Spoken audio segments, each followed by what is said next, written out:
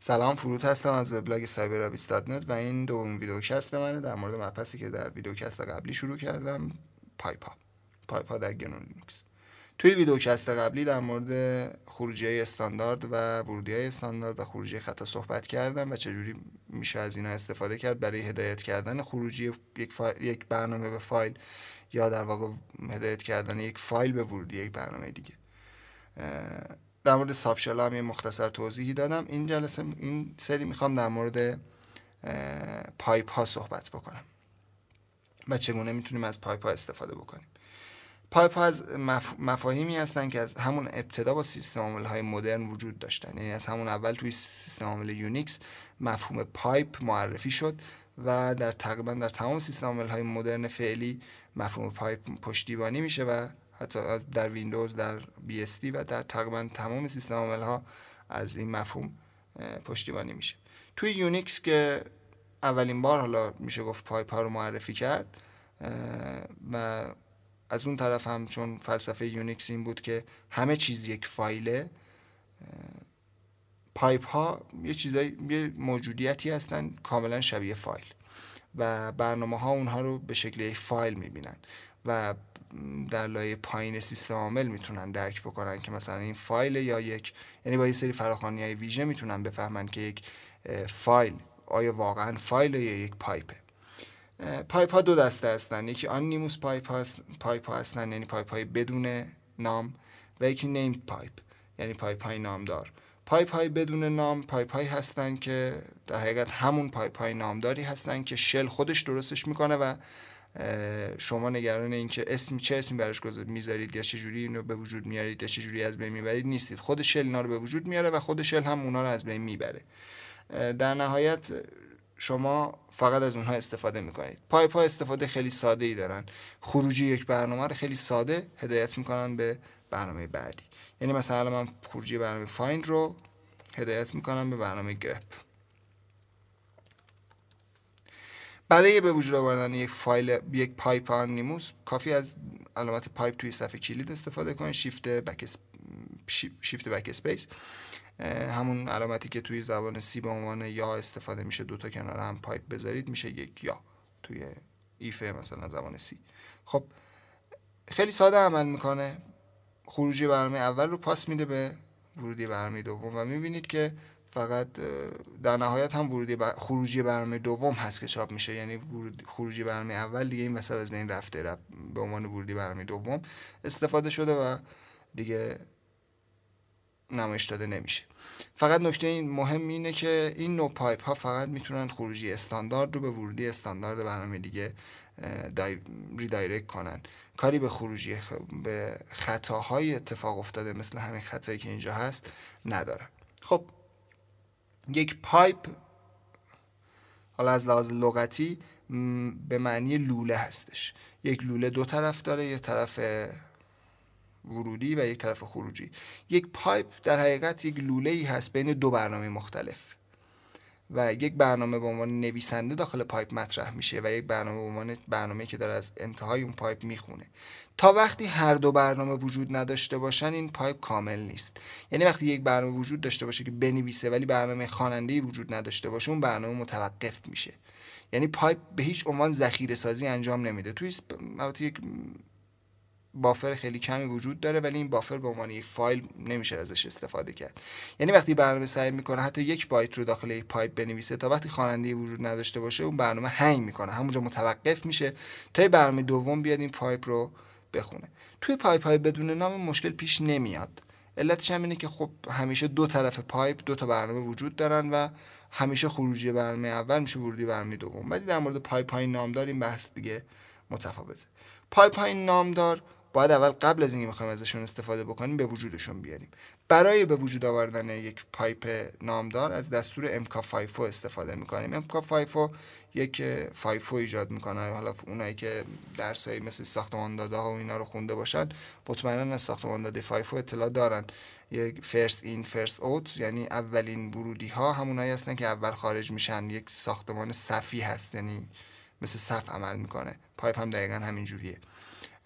MK5 یک پایپ رو برای ما ایجاد میکنه. مثلا من یک پایپ ایجاد میکنم به اسم مثلا تمپ تو همین دایرکتوری جاری. اگر من یک پایپ نامدار، اگر بیام این رو با دستور ls ببینم، البته من قبلا یه پایپی هم ایجاد کرده بودم، این پایپ تمپ، میبینید که اول اندازه‌اش صفره، فقط پایپ ها اندازه‌اش صفر دارن اینجا، و بعد فلگ پایپش پی هم اینجا نشون داده میشه که این یک پایپ هستش. اگه دقت بکنید اینجا این مثلا دایرکتوری با دیه، فایل با خطه، ولی پی رو مثلا به عنوان برای پایپ نشون میده. و این رنگ هم برای البته مربوط به ZSH بیشتر از این که مربوط به ls باشه. در واقع ZSH رنگ بندی خاص خودش رو داره. خب برای از بین بردن یک پایپ هم خیلی ساده از دستور rm استفاده میکنید. میتونید خیلی ساده وارد اون فولدر بشید توی حالا اون ناتیلوس یا هر برنامه دیگه که ازش استفاده میکنید و اون پایپ رو پاک کنید. مثلا من الان پایپ تمپ رو پاک میکنم. خب حالا من یه پایپ قبلا درست کردم به اسم پایپ، حالا یا اونم میخواید پاک کنیم، خیلی ساده ازش میشه دوباره ساختش رو ازش استفاده کرد. خب من یه پایپی به عنوان به اسم تمپ ایجاد میکنم. خب حالا چطور میتونم از این پایپ استفاده کنم؟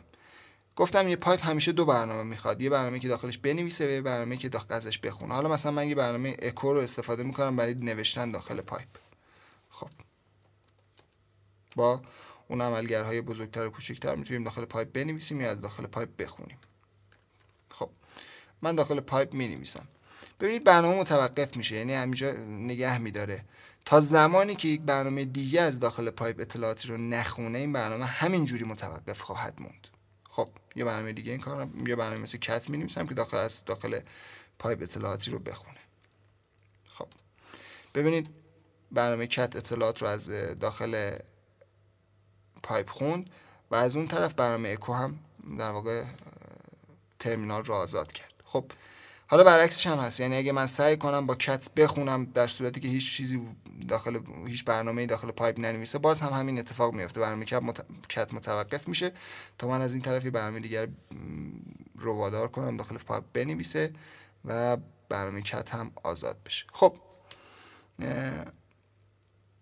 پایپ های نامدار خیلی کم استفاده ترن نسبت به پایپ های آنیموس یا بدون نام، ولی خیلی وقتا میتونن خیلی کارها رو برای شما ساده تر بکنن.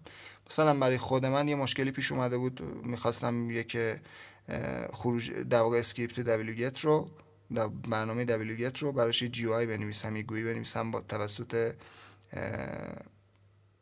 زنیتی هم یک برنامه‌ایه که تحت خط فرمان با یه سری دستورات برای شما یه سری دیالوگ های، یه سری پنجره ها به وجود میاره. راهنمای کامل زنیتی رو هم میتونید توی وبلاگ هم پیدا بکنید و بخونید. منتها مشکل اساسی من این بود که وقتی می‌خواستم wget رو اجرا بکنم، قبل از اینکه زنیتی اجرا بشه و شروع کنه به خوندن اطلاعات، لازم بود که مثلا اون آیدی پروسه wget رو یه جای ذخیره بکنم و این پایپ آنیموس امکان این رو به من نمیدادن. یعنی پایپ آنیموس فرصتی رو به شما نمیدن که بین برنامه آ و برنامه ب که حالا ورودی و خروجی هستن شما یه کاری رو انجام بدید. در صورتی که پایپ های نامدار این کار رو به شما میتونید خیلی ساده پایپ رو وجود بیارید، برنامه آ رو وادار کنید داخل پایپ بنویسه و بعد کارهای دیگه رو که میخواید انجام بدید و بعد برنامه ب رو شروع کنه از پایپ بخونه. یعنی برنامه آ منتظر میشه تا برنامه ب شروع کنه به خوندن تا برنامه آ کار خودش رو ادامه بده. خب یه نکته جالبی که هم که در مورد پایپ ها وجود داره، در زبان‌های برنامه‌نویسی شما خیلی ساده میتونید از پایپ استفاده کنید به عنوان یک فایل. یعنی مثلا من یه مثال خیلی ساده رو الان نوشتم اینجا، یه برنامه خیلی ساده سی رو ببینید. خب یه برنامه خیلی ساده سی هستش. من یه فایلی رو سعی کردم در واقع این برنامه باز میکنه داخل این برنامه و محتوای اون رو یکی یکی میخونه و در خروجی چاپ میکنه تا به انتهای فایل برسه. یه برنامه خیلی ساده است. خب این برنامه قاعدتا باید یه فایل رو باز کنه، اما اگه من اونجا یه پایپ داشته باشم چه اتفاقی میفته؟ یعنی من اگه حالا اینو کامپایلش میکنم،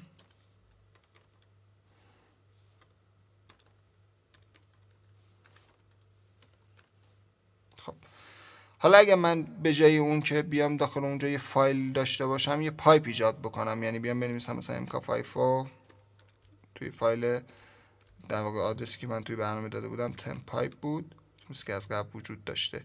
بذارید اول پاکش کنم.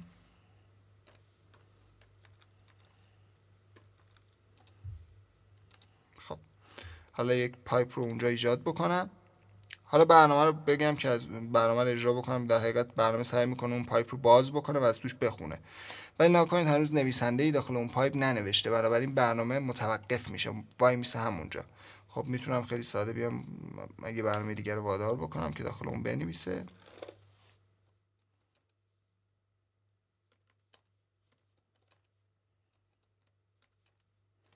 توی temp pipe.